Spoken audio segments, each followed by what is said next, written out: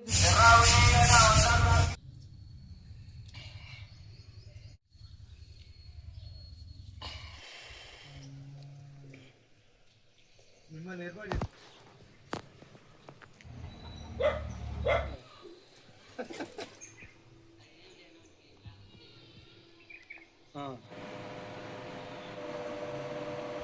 పేరు ఉప్పలమ్మ. మా ఇంటి పేరు మేకలొల్లు.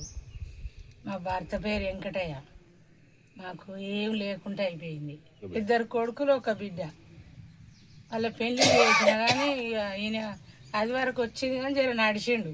7 ఏళ్ళు అవుతుంది. పచ్చవాత వచ్చింది. పచ్చవాత వచ్చి మళ్ళా మందులు తెచ్చి అటు ఇటు చేస్తే మళ్ళీ కట్టెపట్టుకొని నడిచిండు. నడిచినాక మళ్ళా ఇప్పుడు మొత్తం లేకుండా 3 సంవత్సరాలు. ఎన్నిసార్లు తిరిగినా కానీ పింఛన్ వస్తలేదు. మాకు ఇల్లు కూడా లేదు, భూమి కూడా లేదు. మా భూమి పోయింది. పిల్లలు కష్టం చేసుకొని బతుకుదామని హైదరాబాద్ పోయిర్రు. మాకు ఎవ్వరు ఆదుకునేటోళ్ళు లేరు. మాకు చేతులు ఏం లేకుండా అయిపోయింది. మాకు ఇల్లు కూడా లేదు. ఎన్నిసార్లు తిరిగినా చదరాలు పట్టించు కానీ జనగాం పోతే ఎన్నిసార్లు తిరిగినా 7-8 వేలు దాకా అయినాయి. 7 సంవత్సరాలు తిరగబట్టి తిండికి వెళ్తలేదు.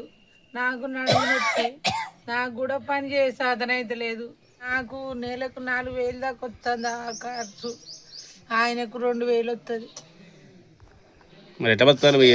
ఏం లేదు, ఎట్లా బతికినా 4 రోజులకు ఒకసారి మెల్లమెల్ల కూలి పోవుడు, అటు ఇటు చేసుడు, బతుకుడు.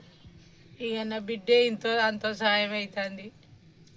ఇక ఎప్పుడన్నా ఒకసారి నా పెద్ద కొడుకు గట్టినే చూస్తాడు. ప్రభుత్వం చూసుకుంటలేరు, దేవుడు తీసుకుపోతలేడు, మాకు ఎవ్వరు ఆదుకుంటలేరు. మాకు కొంచెం పింఛని దయచేసి ఇవ్వాలి. మేము లేకపోతే చచ్చిపోయే అది ఉన్నది మాకు.